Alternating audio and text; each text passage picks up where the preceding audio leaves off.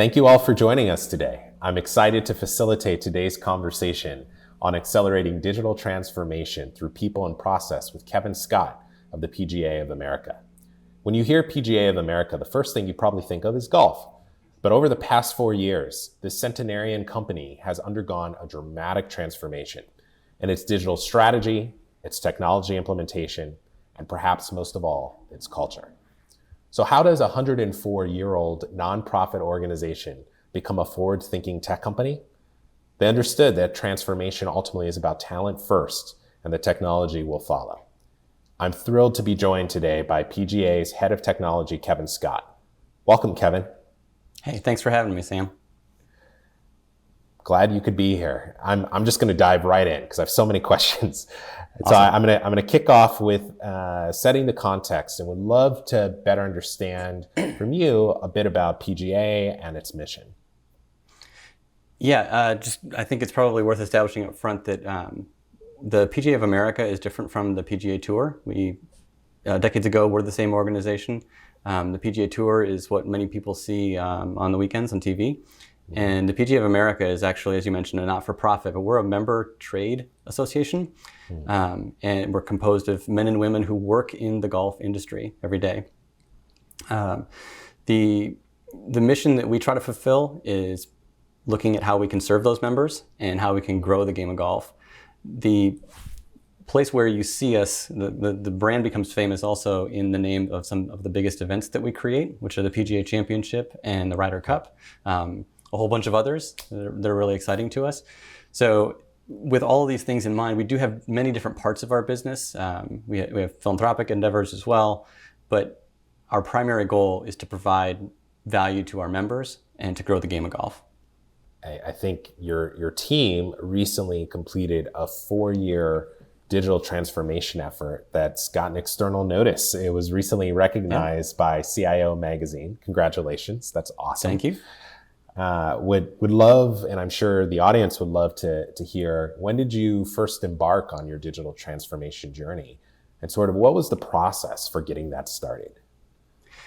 Yeah, so I guess the main thing to know is it started 4 or 5 years ago, but it didn't start with us saying we need a digital transformation. It started with it seems like there's a lot of things around here that don't work the way that they ought to these days, and how can we take better advantage of technology?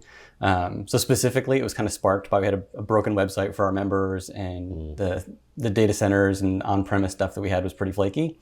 So we started chasing those things down and looking at it with kind of how can we come at this from a product mindset? How can we experiment? How can we focus on what's valuable? Who is our real customer, and how do we understand the pains that those customers have, and what opportunities does that create for us to fulfill? So that starts out with you got a customer in pain, broken website, can't use it. Fix that, make it better, ask for some feedback, continue to grow it until it turns into this fantastic thing that it is today.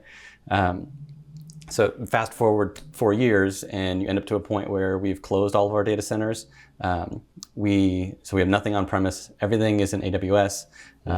We have gone completely cloud native with things, and we use infrastructure as code. So there's full transparency and peer review on everything that we do around our infrastructure. Tons and tons of automation across the board in lots of different areas. We completely got rid of Active Directory and got rid of all of our VPNs. We no longer have traditional corporate network. So for the IT people out there who hear these things, basically nobody gets rid of AD and gets rid of the corporate network. So these are pretty radical sorts of things, and that wasn't part of the initial plan. It just seemed like they were in our way, and potential security problems that we wanted to be able to power through. We've gone all to SSO and multi-factor. We had a huge effort to transform our productivity suite from 365 over to Google Workspace, which has been fantastic. And we recently went to a new cloud ERP and HRIS system that we're real happy about. So a lot of things came out of looking for how can we explore new value.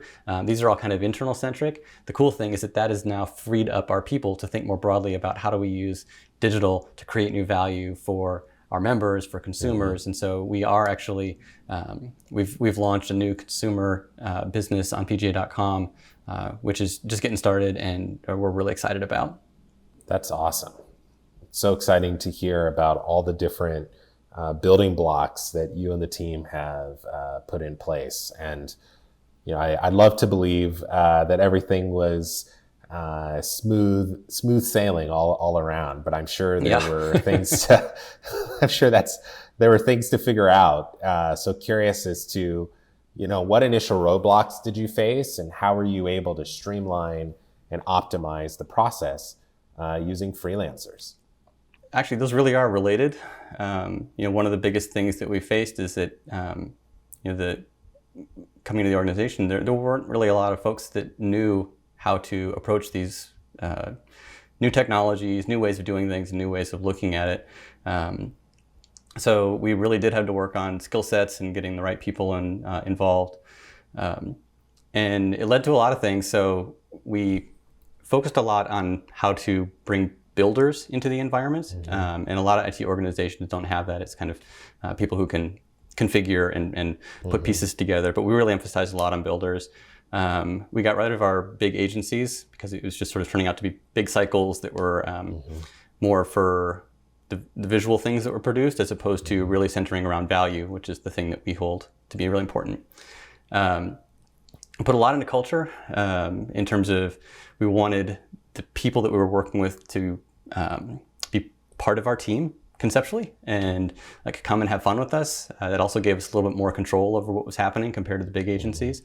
And we put a lot into prototyping, right? Just try stuff, whatever gets broken, we'll figure it out. And actually, we ended up with an Upwork story out of that, just thinking quickly. But there was one night where I had, when we do new things, before I go and advocate for them, I like to get my fingers a little bit dirty and make sure I'm not completely crazy. And so I was into this, and I got my fingers all dirty, messing around with something, and I realized I was in over my head. It was related to email. And so I'm like, man, I'm so sure that this can work. I just don't know how to do it. I'm not familiar enough with these technologies to make it happen, but I really think this is a thing. And so I bet there's somebody in the world who knows how to do this. I just got to find them. And no joke, pulled up Upwork.com and found Sammy. And he just happened to be online. 20 minutes later, we were working together and knocking out stuff in the middle of the night. Turned out that basically turned into what became our Google Workspace transition some months later. And we still work with Sammy. So it was really, by the way, I don't recommend just hiring so quickly in the middle of the night. But it turns out that situation, and that plays out dozens of different ways of needing to find somebody. I know there's someone who knows how to do this better than me. I just got to find them. So that played out really naturally. Yeah. What about you guys? What do you guys do?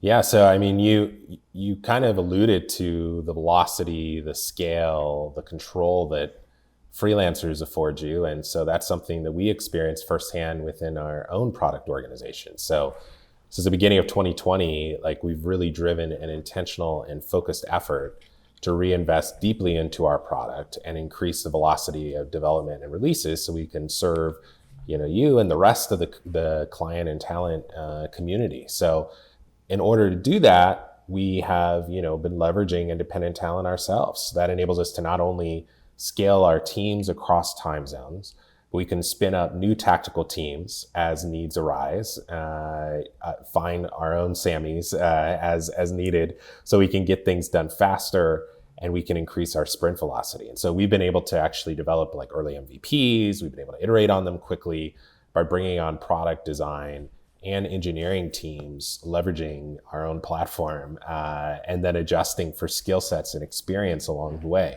Many of those many of those freelancers or that independent talent continues to work within our organization, working on the products that we all know and love. And so, just like you, just like us, it's so exciting to see how many customers and how more and more customers are discovering not only the flexibility that a platform like Upwork affords them, but also just the breadth of experience, the ability to, be super flexible as different needs arise, and just a mix of cultures, backgrounds, experience sets that can really enrich the fabric of the team and lead to better customer outcomes.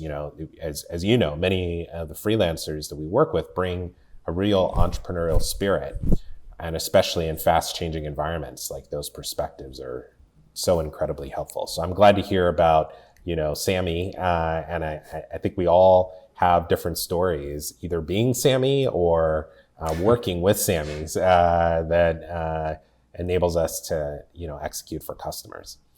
Yeah. One other thing you referenced as you were talking about the journey was that your transformation was done by a team of builders. And so I'm really curious as to how do you think about the structure of this team and the skills needed to support, and where the builders, plug in to your org? Yeah, so we are super product centric and very committed to the experiences that we create, and we think that value is expressed through specific experiences too, and that's experiences for consumers, it's experiences for our workforce, for our members, and we're basically convinced that you can't do that by just connecting existing blocks together. It's if you don't have the ability to write software, I mean specifically software engineers, and writing PowerShell is not software. So being able to have people who understand what software as a tool can do for you opens up all kinds of possibilities. Otherwise, your make versus buy decisions are really blind. It's just well, okay, I can buy one of these 3 different widgets and connect it to these other 20 different things that we already have. If they don't fit quite right, you're just stuck. So having the ability to build things didn't lead to us building everything. In fact, we got rid of all kinds of stuff that had been built and really did a lot with SaaS. But having software engineers as a core part of the team was essential for us to be able to create the experiences that we wanted to do. So super excited about how all that plays out. The other thing that we do is that we don't tend to work with software engineers who just make code. There's a lot of folks who can do that, and that might be right for some organizations. For ours, we really want engineers who are customer-centric, centered around what is the experience that we're creating. They understand the pain of a customer and have the empathy in order to be able to work with them. So this is really important to us. You can't get a software engineering job at PGA by just doing software engineering. You have to be able to do more broad things, because that's part of what makes our team tick. Yeah, that's so critical in terms of building the culture that is actually going to result in the customer-centric, experiences that are going to delight customers and keep them coming back again and again. You started to touch on this a bit. I'm curious if there are other, dimensions to the culture that you seek to nurture within your org and that have been critical to your transformation, efforts. Like, have you seen, freelancers come in, or have you seen individual contributors become leaders of remote teams? Like, how has that progression occurred within your org? Yeah, so culture is a huge thing for us. We put a ton of energy into it and thought. So, not surprisingly, that kind of starts with Jim Collins' good to great, get the right people on the bus. And so getting the right people in has been critical. Obviously, no one of us knows all the answers to things, so being able to get people who have the mindset that'll take us there has been super important. I mentioned a lot of times we've got this big focus on customers and product orientation. Part of that is that it's very lean and scrappy, and it requires people to take risks. So we encourage that a lot. And in a way, all of these things put together force you to assume that success is possible. As opposed to oh, that's a real challenge, how could we get through it? It's more like, these are the things that will have been true by the time we overcome that.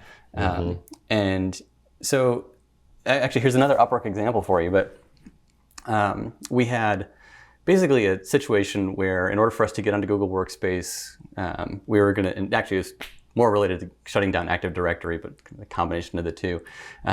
We basically had to go and put a support technician with every user in the organization and spend an hour one-on-one on their laptop just reconfiguring some things. Not the most exciting work in the world, but it takes a lot of time. There's no shortcuts here. We automated everything we possibly could. There's no shortcuts. And so our team of people who were able to do that was like 2. And so, to have that team work against it was going to be, 60, 80 grand or something. And the bigger problem is it was basically going to take them offline for like 6 months.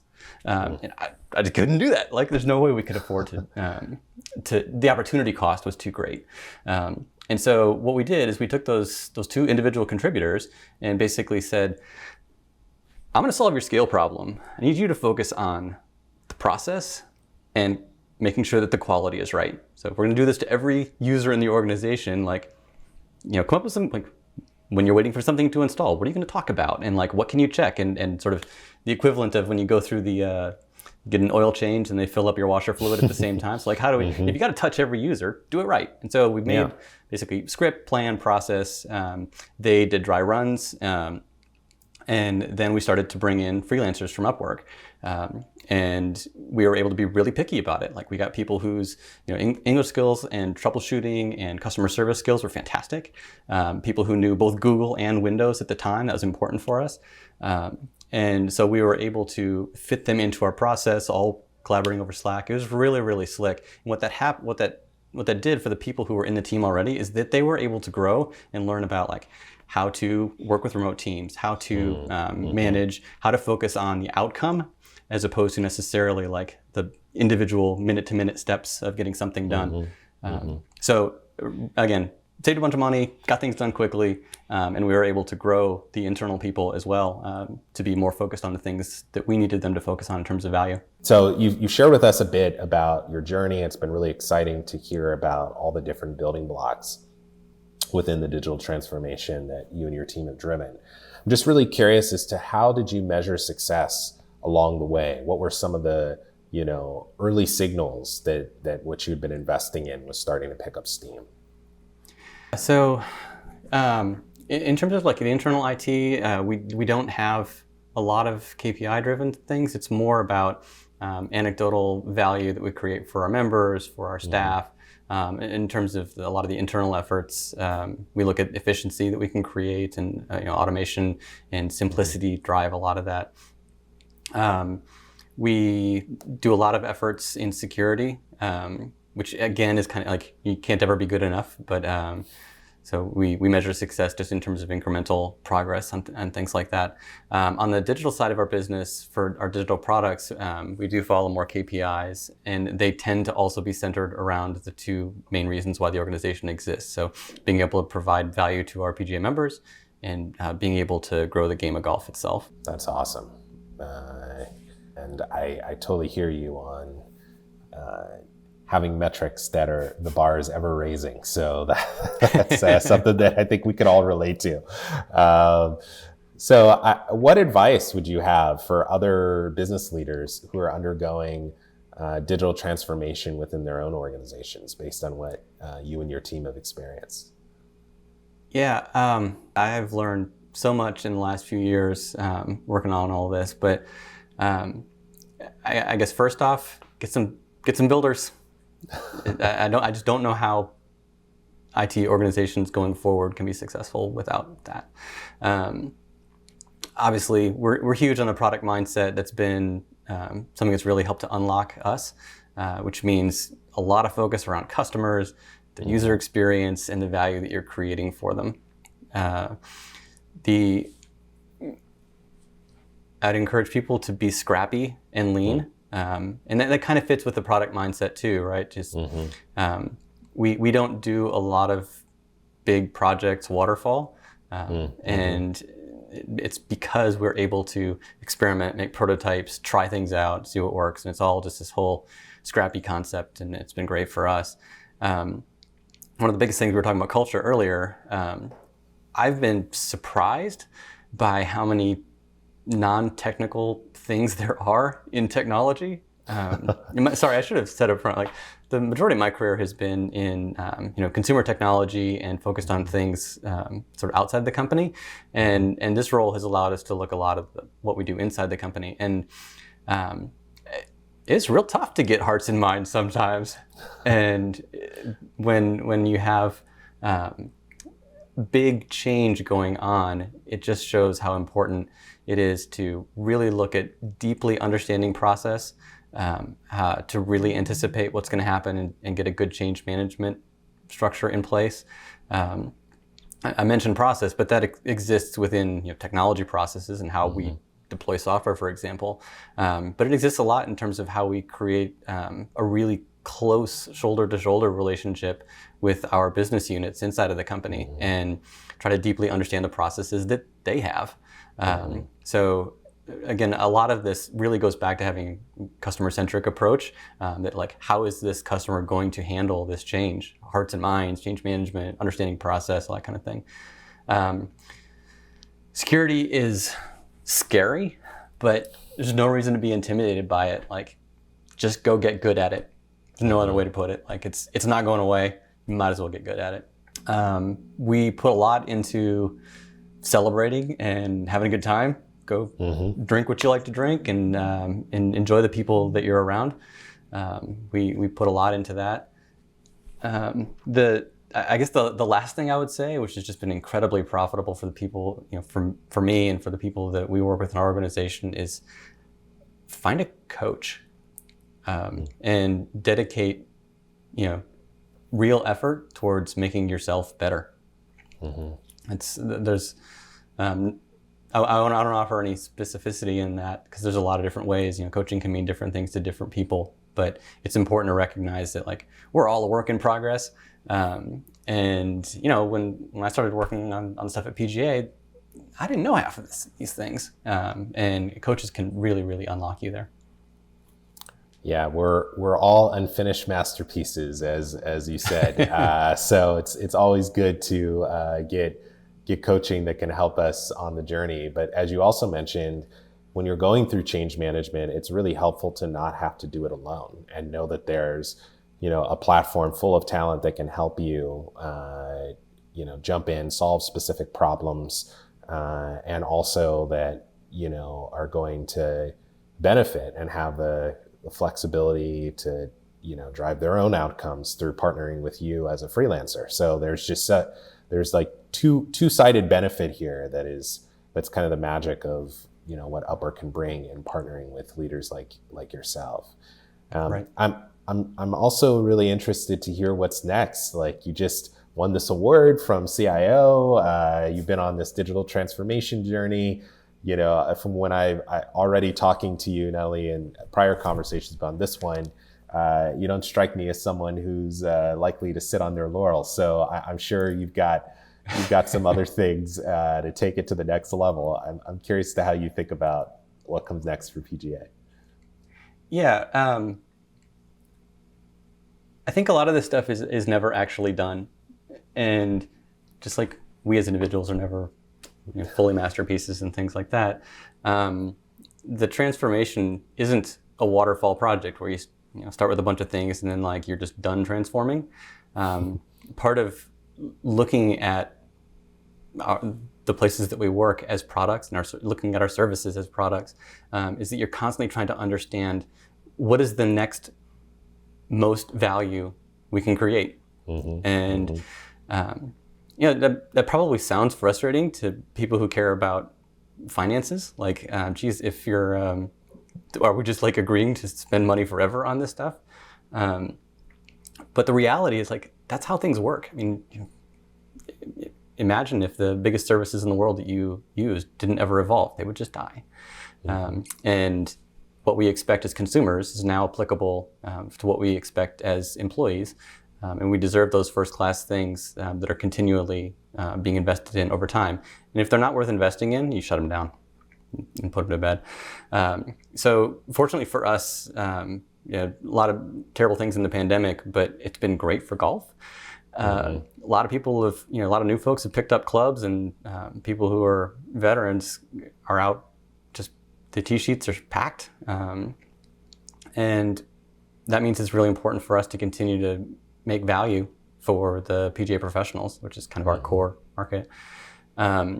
In terms of what's next, I mean, like, we will shift some effort towards new things.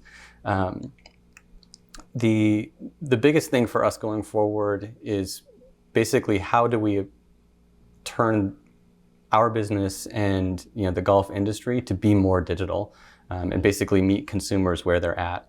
So I mentioned that we're doing a lot of things, building up PGA.com and building out new digital products there.